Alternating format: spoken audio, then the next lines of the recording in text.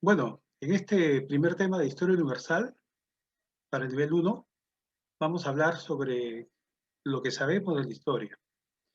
Hay algunas cositas que debemos recordar.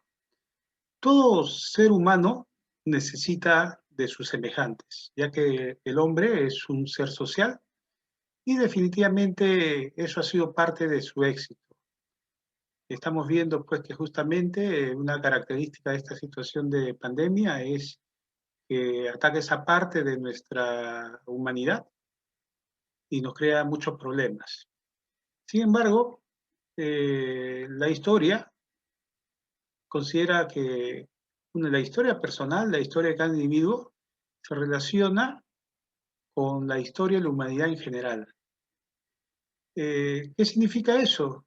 Que si bien es cierto que en la historia pues hay algunos hechos, algunos procesos, algunos actos históricos que destacamos, todas las personas viven y son autores de la historia, ¿no?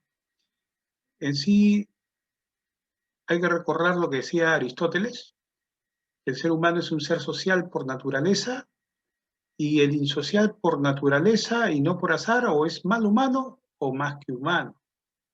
Entonces, para Aristóteles, una persona que no fuera un ser social era un mal humano o era alguien sobrehumano. Decía que la sociedad es por naturaleza y anterior al individuo.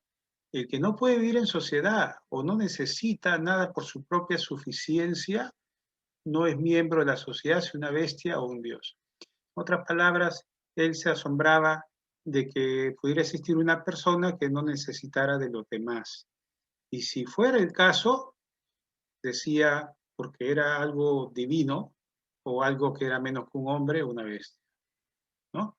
Esa era la visión de un filósofo como Aristóteles, destacando justamente la parte del hombre como ser social y el hecho de que la historia justamente estudie estos aspectos.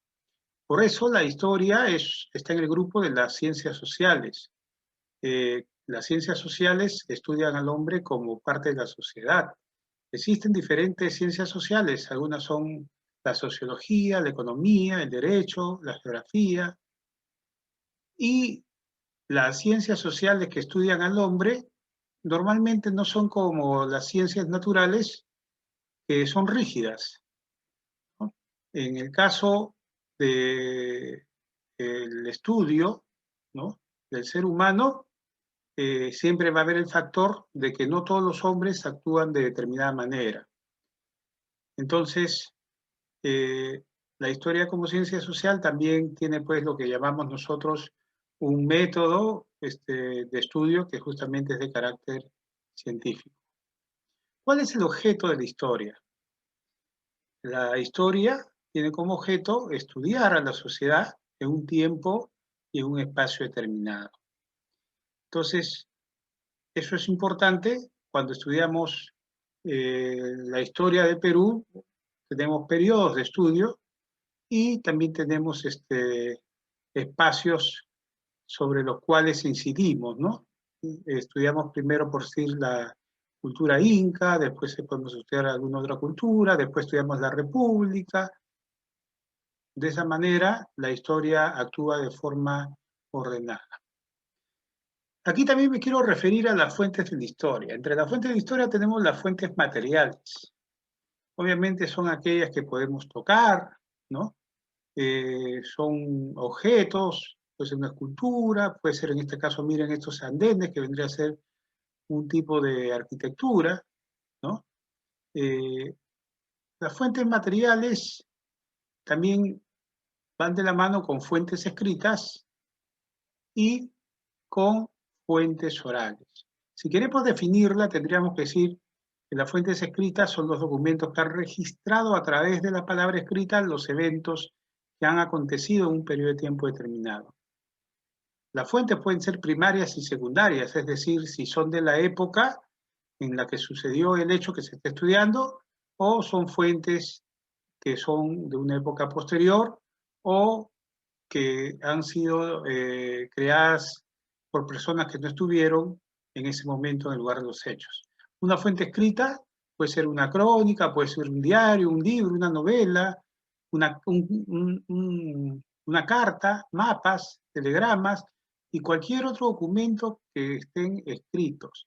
Cuando decimos escritos nos referimos también a aquellos pues, que son impresos, que se hacen en una computadora, en una máquina, ¿no? Un recibo es una fuente.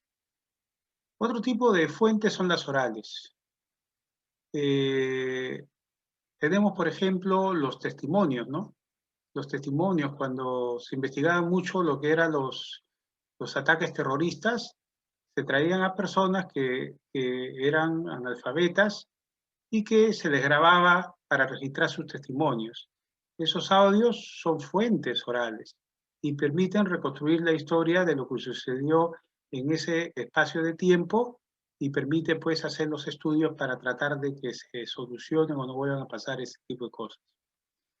Las fuentes materiales monumentales son aquellos que han llegado al ser humano mediante excavaciones arqueológicas, pueden ser también, qué sé yo, archivos, no son fuentes escritas, ¿no? Tenemos las ciencias y disciplinas auxiliares. Entre las principales ciencias auxiliares tenemos la geografía, que ubica un lugar o escenario donde se produjeron acontecimientos históricos, la cronología, que tiene que ver con el tiempo, la fecha en que se desarrollan los hechos. También tenemos la antropología, que estudia los diversos tipos humanos, atendiendo a sus caracteres físicos. Tenemos también la arqueología, que estudia restos materiales dejados por los pueblos que ya no están. Tenemos la paleontología, que estudia los restos fósiles de humanos, de animales, vegetales, especies ya extinguidas, ¿no? Esa es la que buscan a los dinosaurios. Habría que mencionar también, a ver, aquí no está la geología, que estudia pues el origen del planeta Tierra, su historia, su forma, la materia. Tenemos la paleografía, que estudia la escritura que guardan las fuentes escritas, nos permite traducir el contenido de algunos documentos. Tenemos la epigrafía, que estudia las inscripciones, ¿no? Que puedan haber, por ejemplo, en los palacios, en los templos, en las fortalezas. El folclore también es el estudio de la cultura viva, la cultura que se transmite generalmente por vía oral y se hace por observación o por imitación. Ahora tenemos como disciplinas auxiliares de la historia a la filología, la numismática, la geología. Tenemos también la división tradicional de la historia. Este es el autor Steller. Bueno, hay un periodo muy largo de la humanidad que se llama prehistoria. Bueno, ese es el nombre tradicional, ¿no? Normalmente ahora se le dice el periodo de la historia que no es ágrafa, ¿no? O sea, no hay escritura. Entonces, hasta el año 4000 se considera la prehistoria. Cuando aparecen los documentos escritos, nace la historia. Sin embargo, hacia atrás hay mucho, mucho más tiempo de existencia del ser humano. Se ha dividido tradicionalmente a la historia en edades.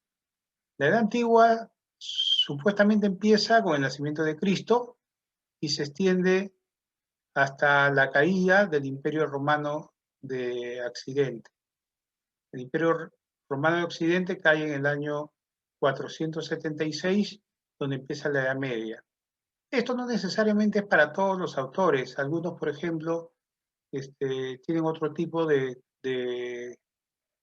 cronología, consideran otro hecho histórico, ¿no?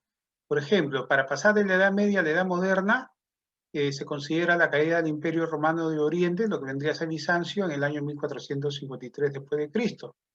Pero para otros autores el año 1492, la fecha del descubrimiento de América, es la que marca el paso a la Edad Moderna.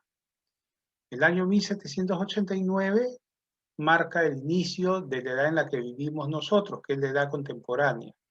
Entonces, la Revolución Francesa, con todos los cambios que trajo, supuso pues que exista este cambio en la etapa histórica que vivimos. Bueno, chicos, hasta aquí tenemos el tema que nos tocaba en Historia Universal 1. Y no se olviden ustedes que se les están mandando las preguntas que ustedes deben contestar. Revisen bien, repasen el tema en su libro siempre antes de realizar el cuestionario. Estamos viéndonos, chicos. Muchas gracias.